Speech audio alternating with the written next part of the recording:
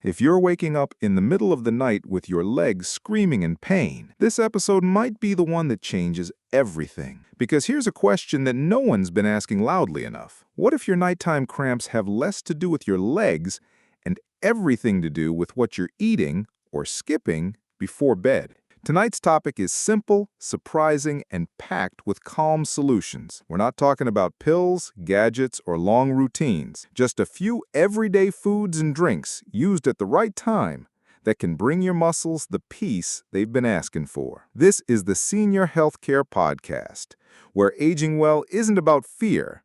It's about learning what works, letting go of what doesn't, and showing up for your body like it's still your best friend. We are here tonight to guide you through one of the most common and misunderstood nighttime problems. Right, let's begin the podcast. Have you ever been jolted awake, really jolted, in the dead of night by just an agonizing leg cramp? Oh, yes. 1 minute you're asleep, the next, bang, your calf or your foot just locks up solid. That's searing pain. Exactly, searing is the word. You gasp, you're clutching at it, trying anything to make it stop.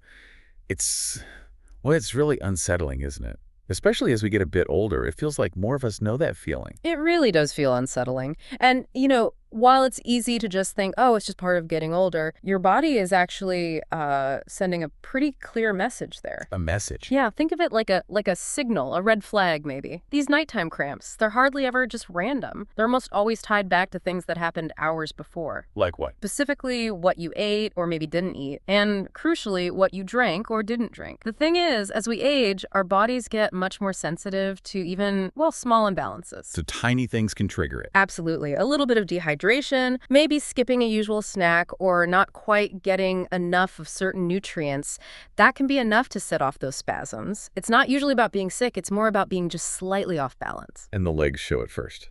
Often, yes. The legs are often the first place you feel it. We see this a lot. I remember one woman, Ellen, she was 78, and the cramps were terrible for her. Oh, dear. But they completely stopped. And it was simply because she started paying a little more attention to what she ate and drank just before bed. Small changes. Really? That's small changes. Yes, small comforting changes. And it wasn't just the pain relief. It gave her back that peace of mind, trusting her body. That's a really powerful thought, that our bodies are talking to us and we just need to learn the language. So it sounds like one big oversight, especially for folks over 60, could be dehydration, even slight dehydration before bed. That's a huge one, yes. Because many of us, we drink water during the day, but then stop in the evening. We think we're being smart, trying to avoid waking up later, right? Exactly. But that seemingly clever habit can actually backfire. How so? Why does that happen? Well, think about your muscles, particularly in your legs. They rely really heavily on water to stay relaxed and balanced, flexible. Okay. Without enough fluid, they can start to tighten up. Imagine a rope being pulled tighter and tighter. Wait,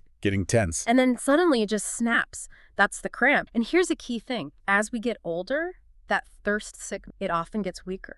So you don't even feel thirsty? You might not, no. But that doesn't mean your body has enough water for everything it needs to do. Going to bed with just sort of enough fluid isn't quite sufficient anymore. Why not? What are the muscles doing at night? They're still working. They need fluid for repair, for relaxation, just to stay calm through the night. And another point, even mild dehydration can affect your circulation.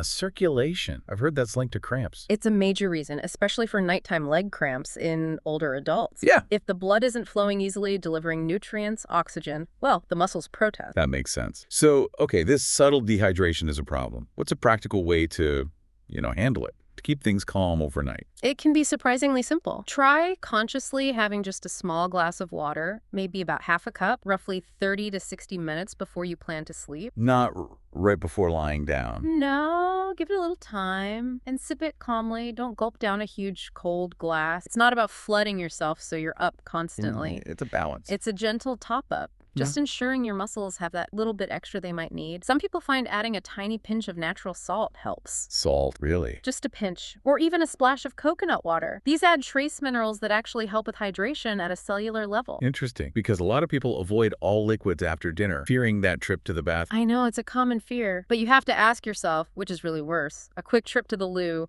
or being shocked awake by that intense cramp pain. Good point. The cramp is definitely worse. Often, finding this better fluid balance actually leads to more comfortable sleep overall. Fewer cramps mean a more peaceful night, right? Yeah.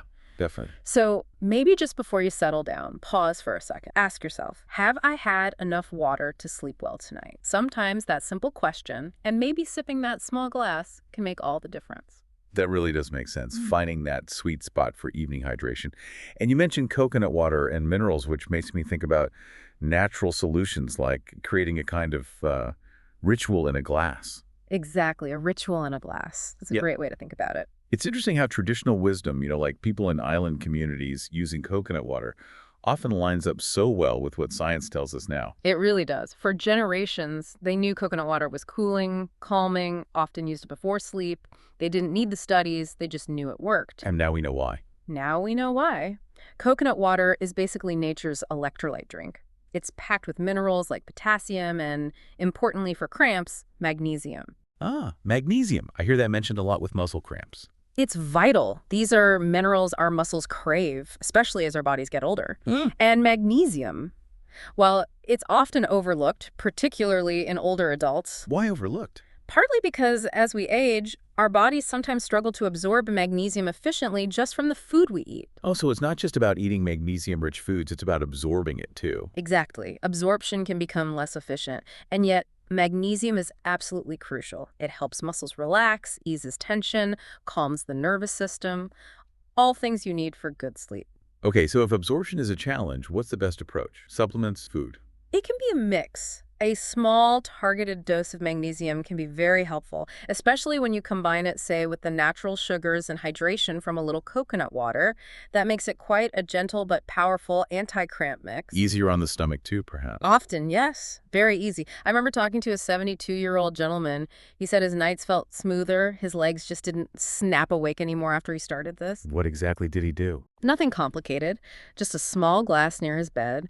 Sometimes coconut water with a bit of magnesium powder, sometimes just magnesium stirred into warm water. A quiet moment. A simple ritual. Exactly. If you are thinking about a supplement, magnesium glycinate is often a good choice. It's known for being well absorbed, and it also seems to help calm the mind. Glycinate. But you can absolutely focus on food, too. A bit of spinach, some almonds, even half a banana in a drink can boost your intake. So it doesn't have to be a pill. Not at all.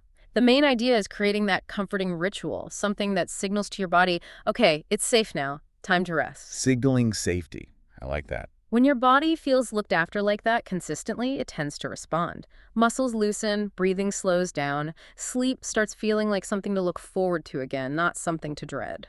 That shift from dread to looking forward to sleep sounds huge. And you mentioned bananas. Let's talk about the banana trick. Sounds intriguing. Is it really just eating a banana? Well, it's a little more than just eating it, but yes, it starts with a banana. It's such a simple, 2-minute habit, but it can genuinely help calm muscles and send those safe signals we were talking about. How does this quiet powerhouse fruit work for aging muscles specifically? Bananas are great, aren't they? They've got potassium, magnesium, natural sugars, all good stuff for muscles, especially older ones. But the trick part is kind of how it works beyond just the nutrients. Okay. Eating just half a banana before bed, maybe with something warm to drink, it does more than just nourish. It sends that sort of comforting, you're safe now message deep into your system. Helps muscles loosen up, helps the mind unwind. Just from eating half a banana. Well, here's the extra bit, the trick a lot of people miss. Combine that half banana with a really simple, gentle seated leg stretch. Ah, the stretch. Not like a big workout, though. Oh, no, definitely not. Just a slow, deliberate stretch. Focus on your calves, maybe point and flex your toes gently. Hold it for maybe 15 seconds or so. Yeah. And breathe out while you do it, releasing tension. Like whispering to your legs, time to relax. That's a perfect way to put it. It's that combination, the nutrients from the banana, plus that mindful movement. It calms the nerves, soothes the muscles. It's a synergy that, frankly, just taking a pill can't replicate. I can picture that. A quiet moment, banana, gentle stretch. It feels like an act of kindness to yourself. And it really is. I knew an older couple, both in their 70s, who started doing this. They jokingly called it their banana and bow routine. Banana and butt. Yeah. They'd each eat half a banana, then sit and do a gentle stretch, like bowing toward their toes. They said within about a week, their nightly cramps, which had bothered them for years, just faded significantly. Wow, in a week. It wasn't magic. It was just that consistency, Uh. kindness to the body, repeated daily. And there's science behind why it works so well together. Oh, tell me more. When you gently stretch a muscle right after giving it those needed minerals, you actually increase blood flow to that specific area, Okay, more blood flow. which means better absorption of those nutrients. Your body actually uses the potassium and magnesium more effectively. Making the nutrients work harder, essentially. Exactly. Better delivery, better use. The result, fewer cramps, usually deeper sleep, and you wake up feeling, well, more grateful for the rest. So next time you feel a leg tightness coming on and you're reaching for a dessert, maybe try this little switch. It could become your favorite 2 minutes of the evening. That's really practical advice. Okay, let's shift gears slightly and tackle another big topic, salt. So many older adults have been really careful about avoiding salt for years, right? Yeah. Because of blood pressure concerns. Oh, absolutely. It's advice that's been drilled in for decades. But it sounds like there might be another side to that story, especially when it comes to these night cramps. There really is. This brings us back to that idea of balance. Yes, concerns about blood pressure and salt are valid for many people, but the part that often gets missed is that your body still needs some salt to function correctly. Even if you're trying to cut back. Yes, especially because you lose essential minerals overnight through sweat, trips to the bathroom, even some medications can deplete them. If your salt intake goes too low, it can throw your whole electrolyte system off balance. And cramps are a sign of that imbalance. They are a very common primary sign. You see, sodium, which is what's in salt, works in a really close partnership with potassium. Like a team. Exactly like a team. Right. They work together constantly to keep your muscles contracting and relaxing properly, keep your nerves firing messages correctly. If you cut one partner way back, like sodium, especially if you're also low on the other partner, potassium, Then things go wrong. then your legs can just seize up. It's a classic imbalance issue, and relying on just a standard multivitamin often isn't enough to correct this specific balance. It really comes down to food and consistent habits. So it's not that salt is inherently bad. It's about getting the right amount of sodium and potassium for your body, especially as you get older. Precisely. I've seen many older people who feel they're doing everything right, avoiding salt, sugar, fat, but they're still waking up in agony from cramps. That must be so frustrating. Immensely. I remember one man, 68 years old, he was at his wit's end. After chatting with a nutritionist, he made 2 small changes. He added just a tiny pinch of natural sea salt to his water before bed. Tiny pinch. And he made sure to have a potassium-rich baked potato with dinner a few times a week. Baked potato, good source of potassium. Exactly. Within days, he said his legs stopped yelling at him at night. That was his phrase. Stopped yelling at him. I like that. The mistake is often treating food like it's only medicine, focusing on rigid rules based on fear, instead of looking at the whole picture, the balance, listening to what your body is actually telling you. So muscles need consistency, not extremes. They thrive on it. A little bit of salt, a reliable source of potassium and hydration that actually gets absorbed and used properly. So before automatically cutting something out just because you heard you should years ago, maybe pause. Ask yourself, what does my body really seem to need right now to feel steady and comfortable? What you've been avoiding might just be part of the solution. That's a really important perspective shift. Yeah. Okay, this has all been incredibly insightful. We've talked about hydration, minerals like magnesium and potassium, the banana trick, the salt balance. If we pull all these pieces together, how does someone actually build a simple, relaxing routine for the evening? Something that soothes the muscles and protects sleep, like you said, a soft ritual, not strict rules. Soft ritual is the perfect way to think about it. It should feel comforting, like you're gently closing down the day and telling your body, okay, you did great, now it's time to rest deeply. So what would that look like, step by step? Well, first, maybe start with that warm drink about an hour before bed. That could be the coconut water with magnesium or just a nice herbal tea like chamomile, something soothing. Okay, warm drink, what's next? Then maybe consider a light snack. That half banana we talked about, or perhaps a small boiled egg for a bit of protein. Something light. Snack, got it. After that, build in those few minutes of gentle stretching.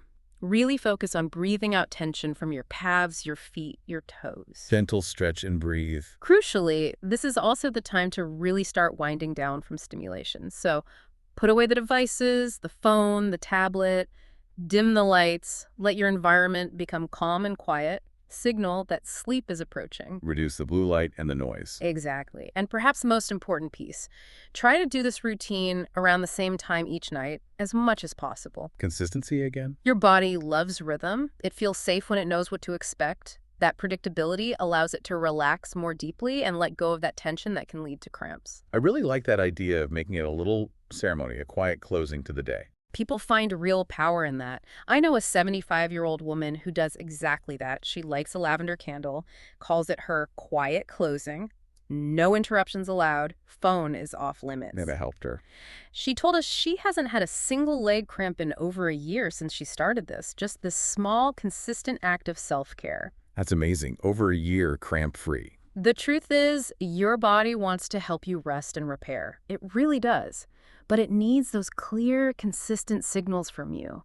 When you start treating sleep as, well, almost a sacred time for healing, Your muscles respond. your muscles respond, they start to loosen up, they stop bracing for that potential pain, and gradually, night after night, the fear of the cramp fades and sleep becomes genuinely restorative again. It's not just about avoiding pain, it's about better healing too. Absolutely. It's a profound shift. And here's the lovely bonus. When your nights transform, your mornings do too. That consistent, gentle care really can be the start of feeling better overall. That is such a powerful and honestly hopeful message. It really drives home that these awful night cramps aren't just something you have to put up with as you get older. Not at all. They're messages. And if we listen, understand what the body needs, that hydration, the right minerals, some gentle movement, a calming routine, we can actually answer those messages. Exactly right. And the beauty is these are mostly small, comforting changes. They aren't huge, difficult things to do, which makes them much easier to stick with long term. Easy to stick with is key. It is. And when you offer your body that simple, consistent care, it really does respond. It lets go of tension, and that allows for much deeper, more truly restorative sleep. So for everyone listening, maybe just consider this. How could a few small shifts in your evening routine, really, just a few quiet moments focused on taking care of yourself, how could that not only get rid of those dreadful midnight pains, but actually change your whole experience of rest and improve your mornings too? It's worth exploring. Definitely. Pay attention to how your body feels with these small adjustments. Notice that quiet shift when sleep stops being something to fear and starts becoming a source of real peace and rejuvenation again. And there you have it. We want to thank everyone who joined us for today's episode, our thoughtful audience here with us. This podcast is here to educate and inspire. It does not replace your doctor, your medication, or any treatment you're already following, but it can be that extra voice that says, you deserve relief. You deserve calm. You deserve nights that heal, not hurt. If you found this episode helpful, please subscribe to the Senior Healthcare Podcast. Hit the notification bell and stay close. There's so much more we're going to explore together. Now it's your turn. You've heard the signs. You've felt the pain. Maybe you've even been silently struggling for years. But what if tonight could be different? What if just one of these small changes, one drink, one stretch, one quiet act of care could help your legs rest and your heart feel at ease? So let me ask you, what will you do tonight that your future self will thank you for? Have you tried any of these tips? What's worked? Or what still keeps you up at night? Your best years aren't behind you. They're resting just beyond a good night's sleep.